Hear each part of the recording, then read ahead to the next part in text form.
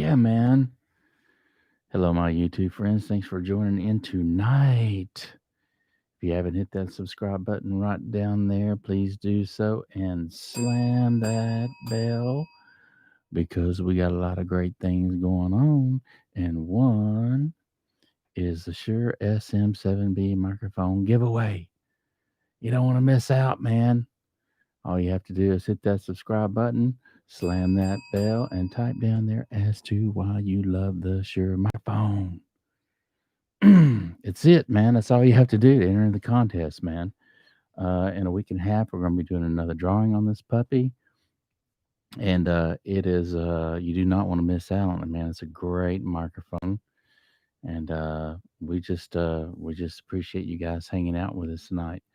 But tonight, welcome to the jungle. Pink noise could save your life. I don't know if you checked out that thumbnail, but it's pretty cool, man. Check it out if you haven't checked it out. I say that because pink noise is very, very kind of misunderstood by many. But then again, a lot of people do understand what pink noise is and what it's used for. Oh, man. You know what? Pink noise saved my life, man. I got to tell you, man. When you start getting a bunch of tracks together and your ears are already waxed up and just wasted from the day, and you go in and you try to bring up a balance on your mixer and get all your tracks balanced, it's hard to identify what's the loudest instrument or ear candy stuff coming in the mix. And to save your life, man, it will save your life of frustration. Man, there's nothing worse than being frustrated behind the mixing board because you can't hear actually what is the loudest instrument. And sometimes the room can play tricks on you, especially if you don't know your monitors. If you haven't had your mixing monitors long enough, or you understand your room or how your monitors translate within that room, it can throw you off big time. So, this is where pink noise comes in. And for those of you who don't know what pink noise is, check it out. It's really, really cool. But the way I like to use pink noise is after I get several tracks down. It may be 10 or 12, 13 tracks that I get down. And I typically like to come in with pink noise before I start a mix.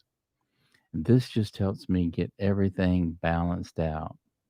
You want a good balance on everything to start with as to the levels, because sometimes your ears can play tricks on you, and what perceives to be the loudest isn't the loudest. And so, having a spectrum analyzer and running pink noise is very crucial and imperative when you're mixing, just to see how everything is in the mix. It's not something that you want to pretty much stick to, but it is a great guideline for you guys to use and to get your mix up and going really fast without having to guess as to what instruments what. Now, you typically want to do this when there's no EQs on your instruments, no compression, no reverbs, no delays, or anything like that. Basically, all you're really trying to do, or what I like to do, is just get a good balance of the instruments so that I can hear everything in the mix. And I generally like to do that first. And then as you build the mix further, then I add compression and reverbs and all that other stuff.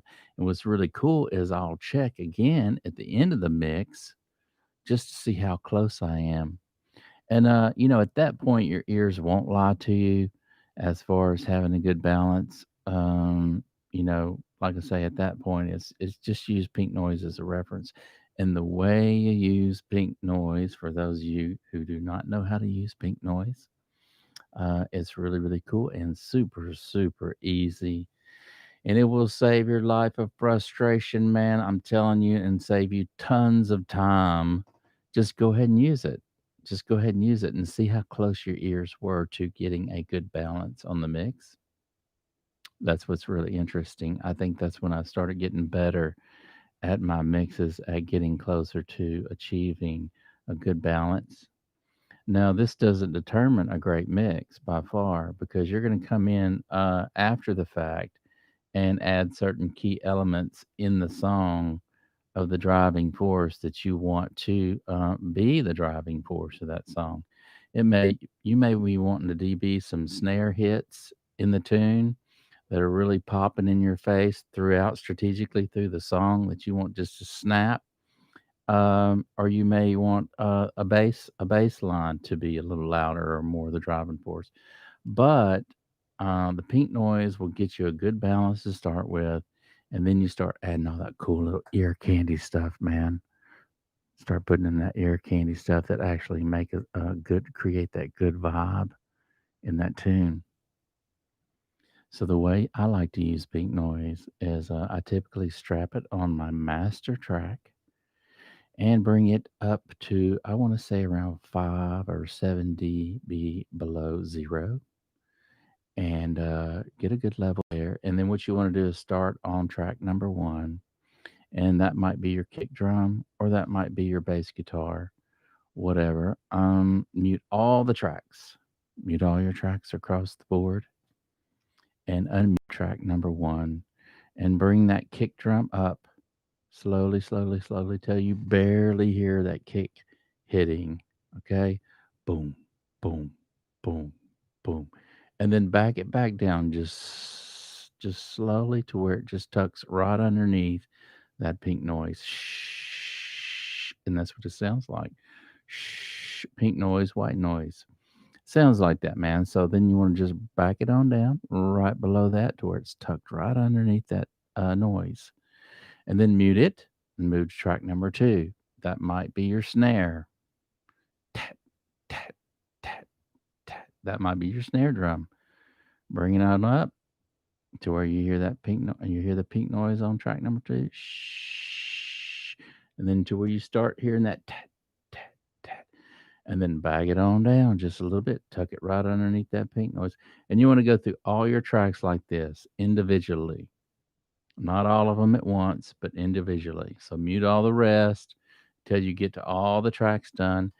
And then pretty much at that point, you can listen back to it, man, and everything's going to have a nice balance to it, man.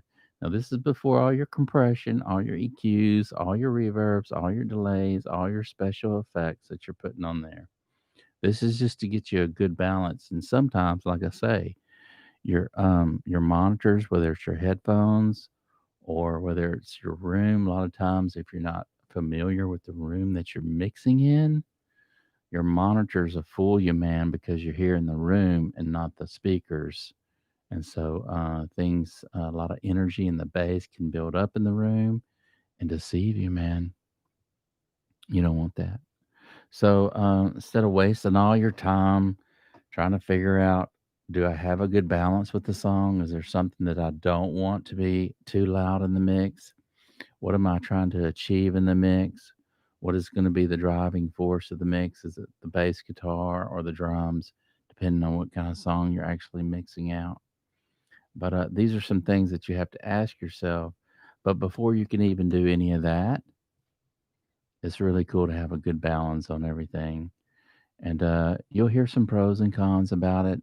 But I'm telling you the pros about pink noise because it actually changed my life and as far as mixing and how I approach mixing now.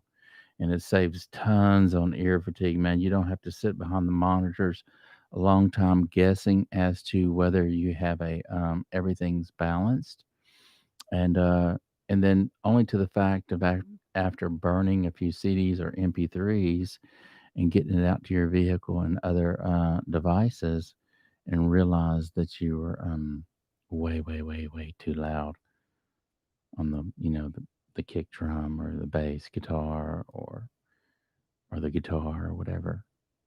So that pink noise will save your life, man. And it certainly changed the way I do my mixing now. And I highly suggest using pink noise. It's just a tone generator. You can put a tone generator on there on your master, and like I say, around 7 dB is a good starting point on your master to run pink noise on.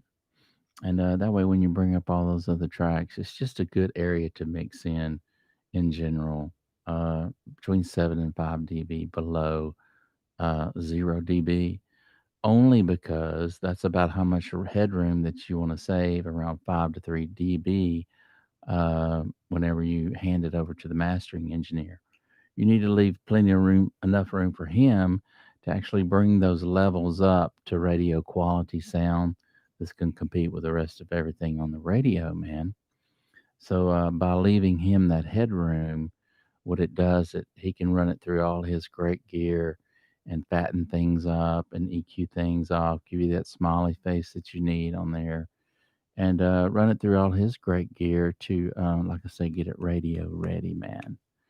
So a lot of people make that mistake and they run it as loud as they can and they put limiters and whatnot on the end of the mix on the master and get it really, really close to 0 dB. And it doesn't give your mastering engineer any room to work with, and he needs room to play. So you gotta give him the playground to work in, and if you don't do it, then he can't do his job. So leaving that headroom for the mastering engineer is very imperative, and uh, and it's just one of those things that needs to be done when you're mastering engineer, when you hand the ball off to him.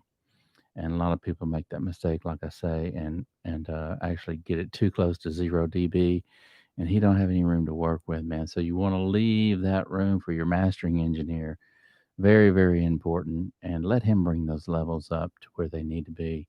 And I promise you'll be happy with the results. But using the pink noise, man, will save you and get you out of the jungle, man, especially if you've got a lot of tracks. I typically like to just go ahead and run it across everything after about 10 to 12 tracks. And that way, just to see if I'm getting close. Do I have a nice balance on my tracks? And then it just saves me a lot of time later on. And then after add a few more other candy tracks to it or whatever, the ear candy stuff, I'll check it again just to see if I'm close. And then after I get to the end of the mix, then that's where I like to go in and actually start DBing things. Now, this all depends too on whether you have a good track, because your dynamics in your song, if there's no compression, that'll throw you off too. If there's certain peaks within the song, the peak noise won't be that accurate on that track simply because you've got those big peaks in the song. So that might be something you want to DB down before you run the pink noise and get everything a good balance on your tracks, then run the pink noise. And then after you get the mix pretty much close to the end of the mix, then you can go in, man, and start dBing snares, maybe a little louder here and there in the song. Really get that whack sound in there, just to add some different elements to the song as well as dynamics to the song. And I know there was a tune that I just did about a year ago. It's called Next to Me. You can check it out. The official R Trib. Go and type in R Trib Next to Me official video. And then you can see the video that we actually did right here in this studio right here. And after listening to the mix now, a year later, I hear a lot of things that I could have done different in there that would have made it little more snappy.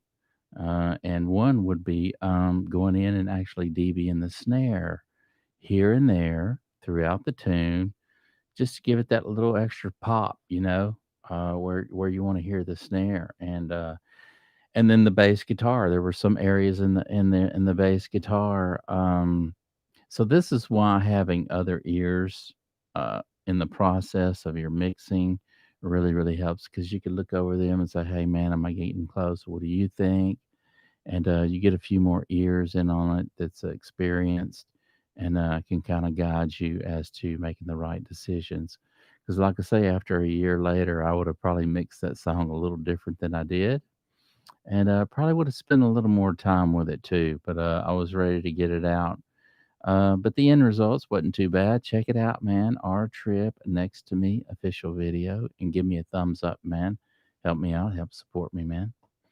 But I do hear some things in there that I would have done a little differently, and so but running the pink noise did help me a lot as to getting closer to having a better balance. And then once I started hearing how that balance should be by using pink noise as a reference, it just helped me get things up a lot quicker now whenever I go to do a mix. And that's why I like to use it. I still use it. Like I'll run everything up and get a quick mix as to what I think is a good balance.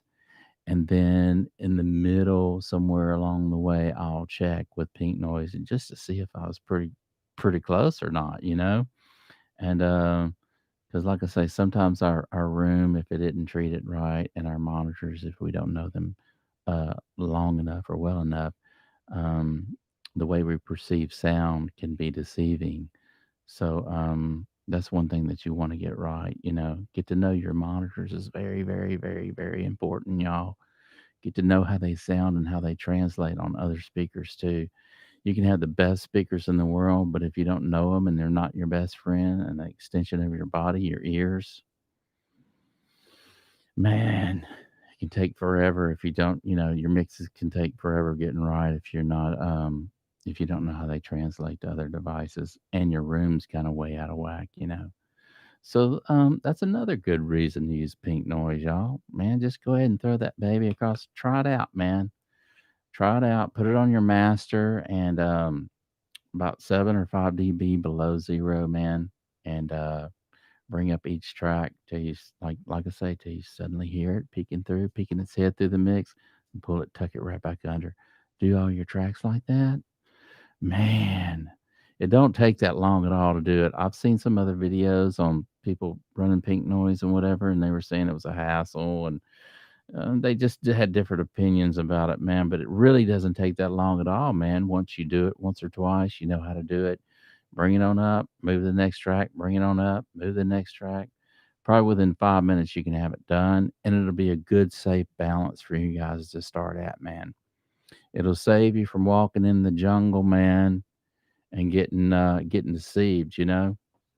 So anyway, we don't want that. We want to get as close as we can to the mix, having a good balance in the mix before we start to add our because once you start to add compression, once you start to add EQ, once you start to add all these other elements to your mix, that's going to change things. That's going to change the balance uh, and everything else as well. So you know, you're going to want to run pink noise again at the end as you get closer to the end of the song to see if you're balanced out, and then come in after that's good, nice and good, and then come in and add strategically come in and dB here and there throughout the song just to add those extra kicks. And I'll tell you a little secret that I like to do, especially if you have a song, you hear it a lot in music, but when they get to the chorus, they'll dB the chorus up maybe anywhere from 1 to 3 dB to give it that extra and to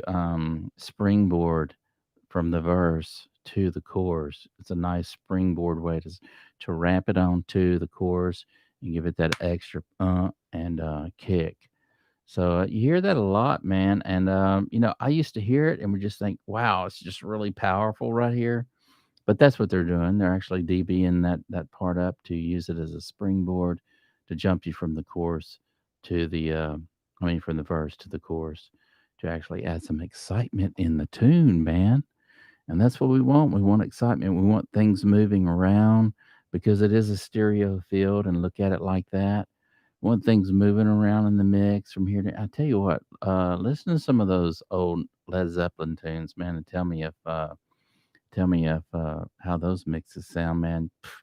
They just sound great, man. Things panning from one side to the other, coming in and out, delays, so much depth in the music.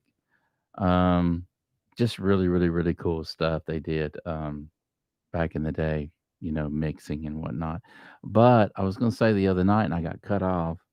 But now we hear every, and also, guys, check your mixes in mono.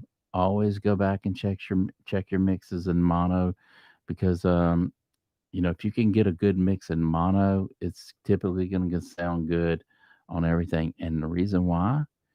is because this is right here, guys. What we're listening to our music a lot on these days is our iPhone. Okay, so it's mono.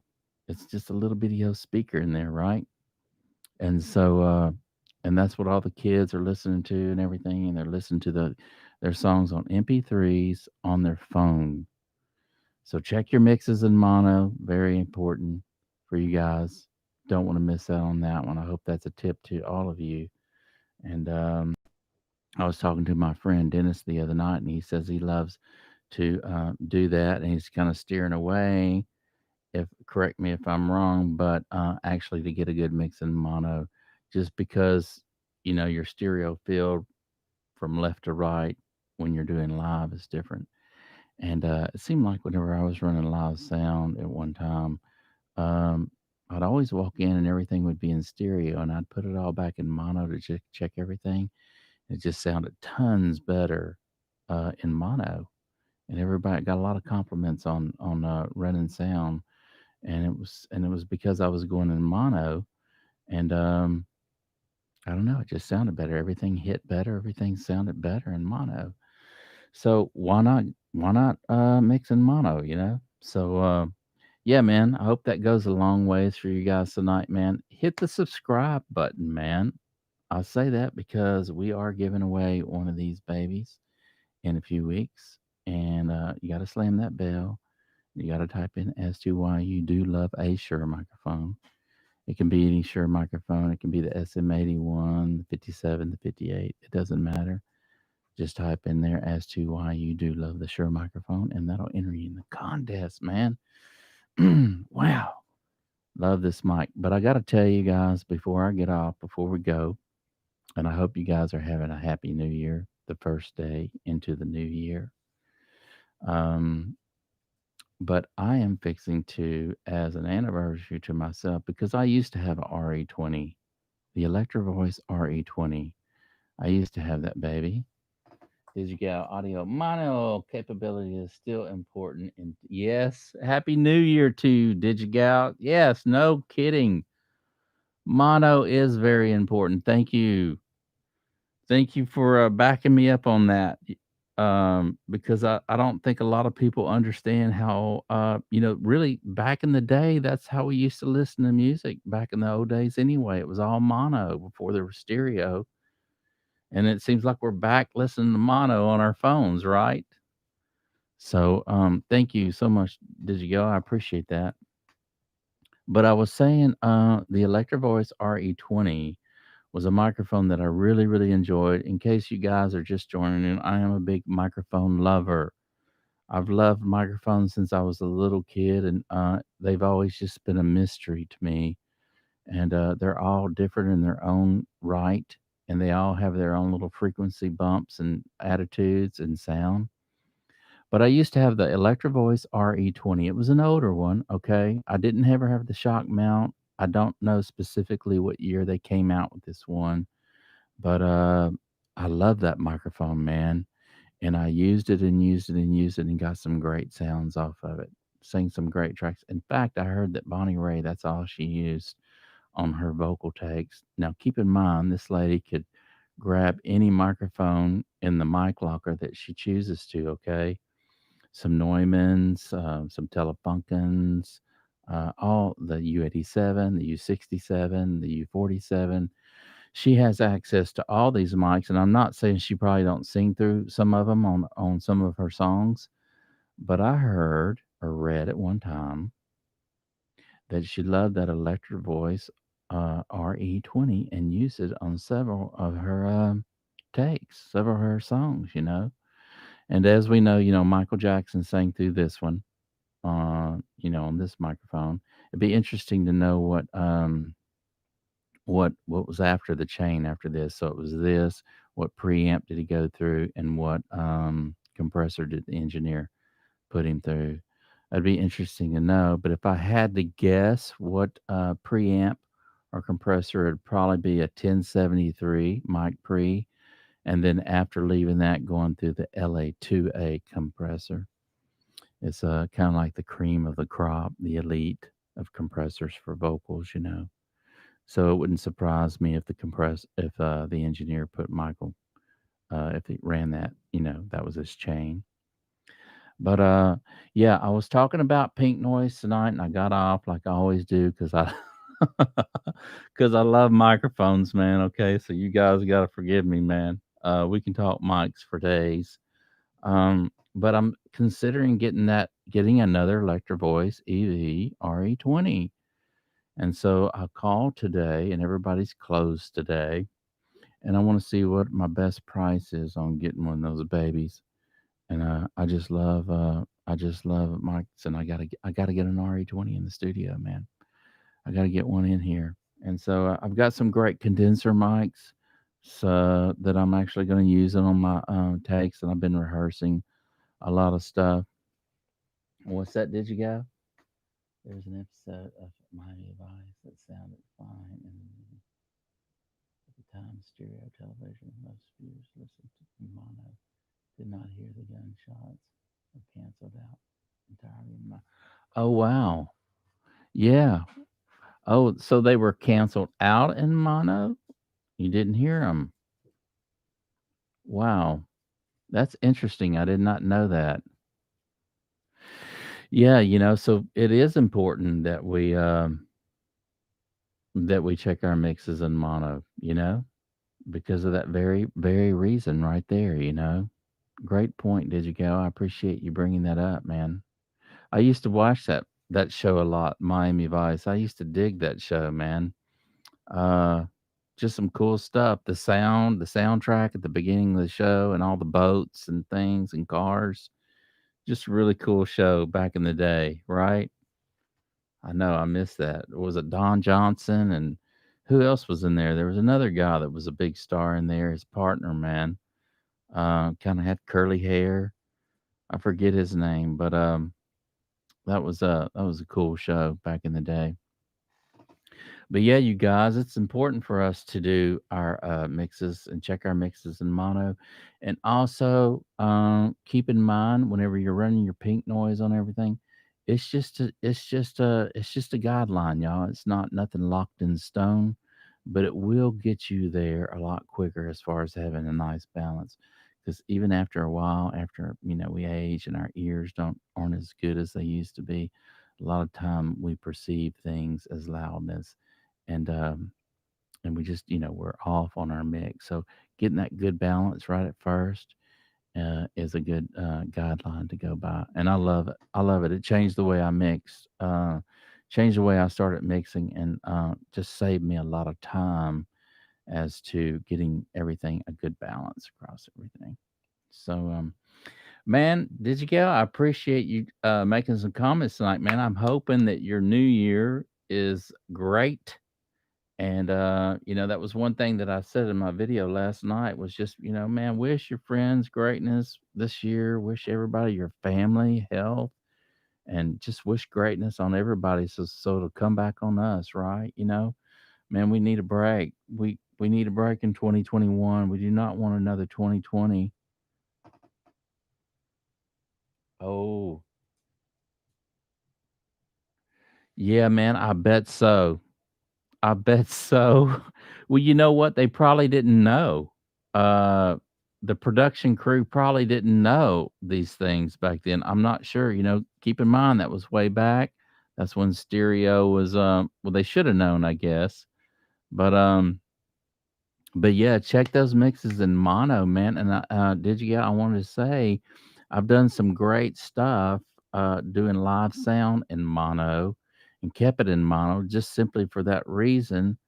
Um, Tons, I mean, everybody would come up to me and say, "Wow, the sound was really, really great tonight. We could hear everything on this side of the room as well as on this side." And before I stepped in, the engineer had everything panned hard left and right, and in the area and so the guitar would be way over here, and the piano would be way over there, and the people that would sit on the right side we're hearing things different than the people on the left side. And wow. So yeah, the mono worked out for me. But checking everything in mono just because we hear everything on our iPhone. these days, you know? And it's not in stereo, but I miss that sound, Digigal. I miss the old speakers and the old albums that we listened to. And if you listen to those albums that we grew up listening to, man, they just sound so much warmer and big. The other day, I have an old turntable that my mom left me, and it used to be in our house. And I put a new needle on it, and I was listening to some albums back in the '80s, and I want to say I turned it up around 3, not very loud at all, and the sound just completely filled every room in my house and studio. It was insane. Just sounded so good. The music was so warm; it just went right through me. Just sounded great, man. Completely different sound than what we hear today. Everything's about how loud they can get the mix, you know. So everything's slammed at 0 dB. And if you actually look at the audio file, the wave file, when they do that, it's about this thick. Okay, it's about a good inch thick, and there's no peaks here and there. It's just pretty much straight line all the way across because they're compressing and limiting the heck out of it, and they're trying to get it as loud as they can before it goes over 0 dB. But if you listen to some of those mixes that you and I probably grew up listening to in the '80s, '70s, and '80s and whatnot, there's so much more dynamics in the song, and they sounded great. And if we wanted to hear it louder, all we would do is just turn it up. We would just turn it up louder if we wanted to hear it louder, and they sounded great, man. But and I love all those old recordings. In fact, when I go back and before I start on any of my projects or while I'm writing my tunes and rehearsing my songs, I'm thinking of songs back then that where this song could, what genre does it kind of lie in, and who could I actually mix this song out, kind of close to as a reference, and I'm paying attention to all those old tunes, and I'm actually paying attention to how they actually did it. What was the driving force in that tune? Was it the bass guitar or the kick drum? And some of those old R&Bs, man, you'd hear that bass just thumping. It was just huge in the mix, man. But yeah, there's so many mixing and audio engine, anything to do with recording, mixing, all that stuff, man. If you're just now joining in this channel, I'm very appreciative that you did. And as you can see, I hope that you guys can see that I'm a big audio recording engineer lover, man, and I love microphones. It's probably just my passion, man, and I just love it. I love everything to do with the process of it and every stage of it. Um, so yeah, if you're just starting out and you want to start somewhere, my suggestion is just dive in, start. And that's the way you start, man. You just start.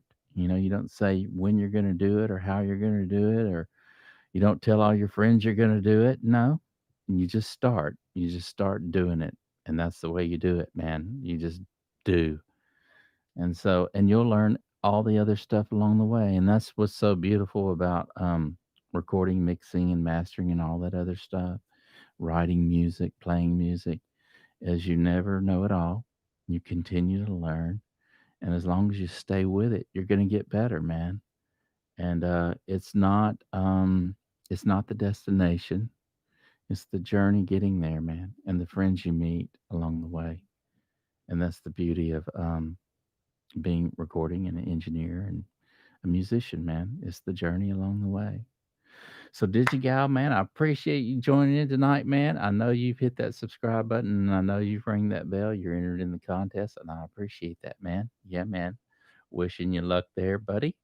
And all you other guys, thanks so much. And we got new content. I'm trying to come out at 7 o'clock Texas time to do my videos, but it's hard. There's things that come up, and people, give you a call and need to see you, or just different things going on. And it's hard to come on at 7 every night. So sometimes I come on a little early, but I'm generally going to keep it within that, area from 5 to 7 or maybe 8, right in there, Texas time. Okay. So if you ring that bell, you'll get a notification as to I'm coming on. And thank you guys so much for your support, man. Thank you so much, DigiGal, for your support. Wishing you, man, a happy new year this year. And thanks for joining in, man, and all your comments. They're very much appreciative. And wishing the best for all of us as we go through this journey in life.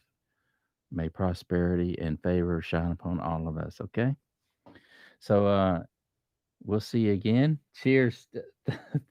Cheers to you too, Did you go? I appreciate it, man. And if you have time tomorrow night, man, check it out. Come in tomorrow night. I've got some good stuff we'll be sharing and talking about. And I appreciate you joining in, man, and being a part of this, man, being a part of the ride. So have a good night, man, and we will see you again.